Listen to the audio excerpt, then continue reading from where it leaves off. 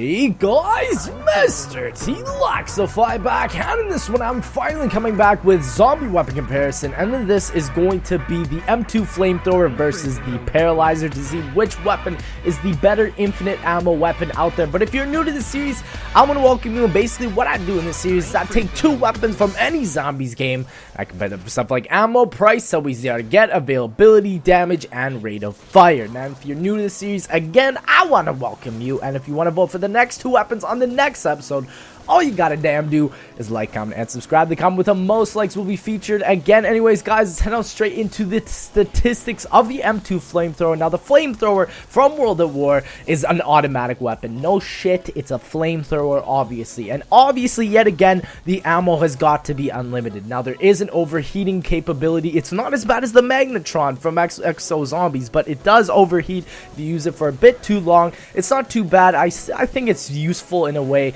but let's go down to the price, guys. The M2 Flamethrower is 950 points plus, obviously, because you got to get it out of the mystery box. The difficulty for this is going to be medium. It is quite hard to get this weapon sometimes out of the box. Usually I find I get it sort of midway through the game, not really when I start off. This is a weapon that you it takes a while for you to get. But anyways, let's head on straight into the availability. The availability for the Flamethrower is on every single World at War Zombies maps. They didn't bring it back into Black Ops 1, Black Ops 2, and obviously not in Exo Zombies, but I wish they could have. Maybe it might even appear as something like the power-up death machine for Black Ops 3. I could see that being something really cool. But anyways, let's set out straight into the damage on round 10. This is going to be about 1 to 2 seconds. And what I mean by this is how long you have to spit out fire on the zombies to actually kill them. Sometimes you can just tap the trigger and then they'll die from that. But sometimes you got to hold it down. That might be a little bit more efficient. But the best way I feel of using this weapon is actually just tapping the trigger. I feel it's like the Paralyzer in that sort of sense, where you really need to tap the trigger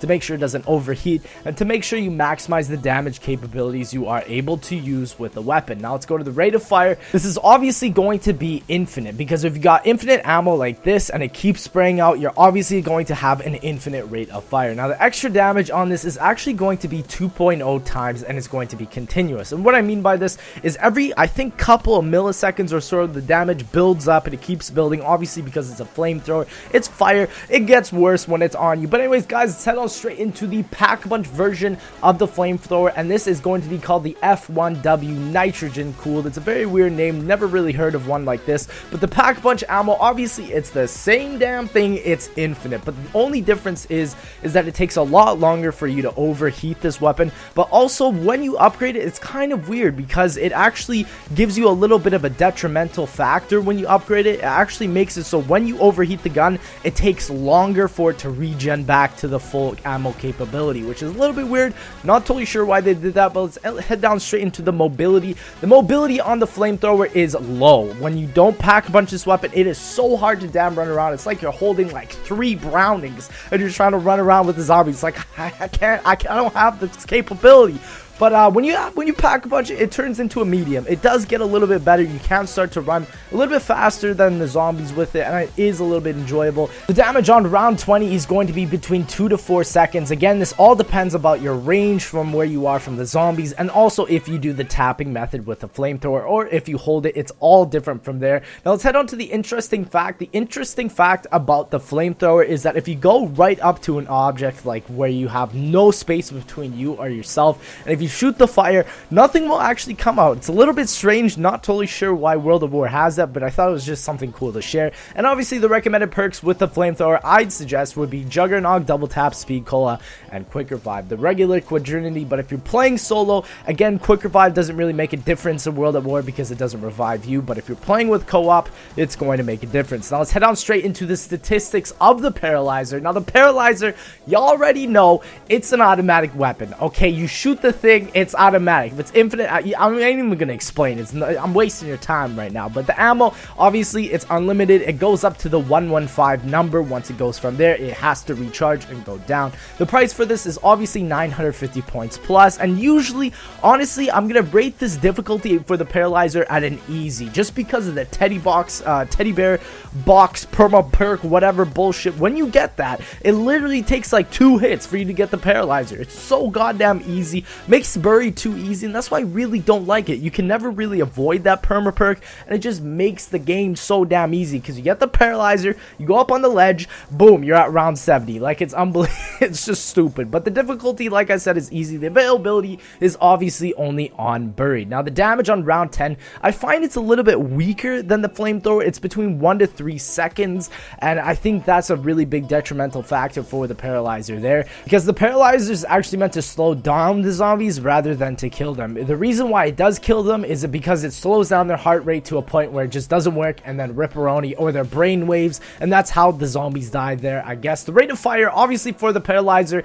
it's gonna be infinite. Now, the extra damage is actually 10 times, and this is continuous. And the reason why this is 10 times is because when you keep shooting the paralyzer, you actively put way more damage than you would with a flamethrower, and I found that was really cool. And it sort of makes sense, honestly. If you're slowing down someone's sort of rate of time, you're obviously going to kill them a lot faster than if you were using a flamethrower. Now, let's go down to the pack-a-punch version, which is going to be the petrifier, that green, beautiful goodness. Now, the pack-a-punch ammo, you already know it's infinite. Why did I even put it in here? I will never know. Now, the mobility with this, I'd probably say is at a high. I'd even put it at a super high, because not only can you run super fast with this, you can fly. You can literally go up on ledges. You don't need no trample themes on this map. You got the freaking petrifier. You're gonna be amazing. You're gonna be great. Also, another thing about the pack-a-punch ammo is that it takes a lot longer to get to that 115 cap limit on the ammo than you would with the regular paralyzer. Now, the damage on round 20, I feel is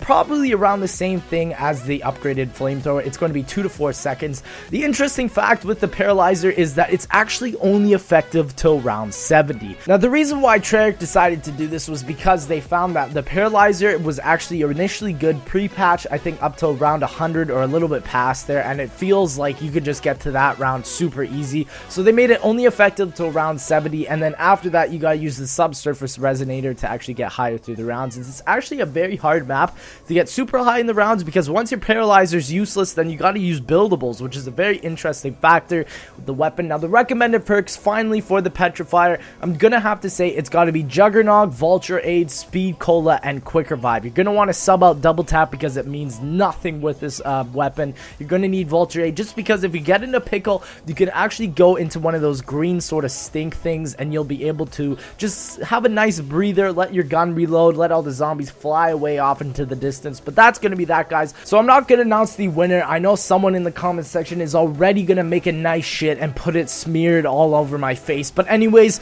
the winner I feel of today's episode has got to be, I think it's going to be a tie, honestly, because I feel the flamethrower is only good if you want to get to the super high rounds, just because it's actually an infinitely damaged weapon. It doesn't really go away, you know. After the paralyzer on round 70, it's not going to be good, you know, but with the flamethrower, you can get to around 400, it's still going to be good, around 1,000, it's still going to be good, and it's always nice to have. But the problem is, with the paralyzer, it's good at everything else except for damage. If this was the pre-patch paralyzer we were doing this episode with, the paralyzer would definitely win without a doubt. I'm not really sure which round it got to. I think it was either round 100, but still, I don't know. If you want damage and high rounds, it's the flamethrower, but if you want just more fun, lovable type of weapon, you're gonna want to go for the paralyzer. But again, guys, I did hope you enjoyed the video. If you did, please make sure to give a like. Let's see if we can hit 2,500 likes for the next video. Make sure to comment, like, subscribe, do all that crazy shit for the next 2 weapons on the next episode. And thank you so much, and I'll see you in the next one.